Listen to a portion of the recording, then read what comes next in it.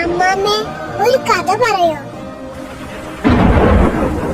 Calvary കുന്നിന്മേ നിന്നേക്കാൾ ചിന്തിനി കുഞ്ഞാടെ നിന്നിൽ ഞാൻ കാണുന്നെന്തപ്പായി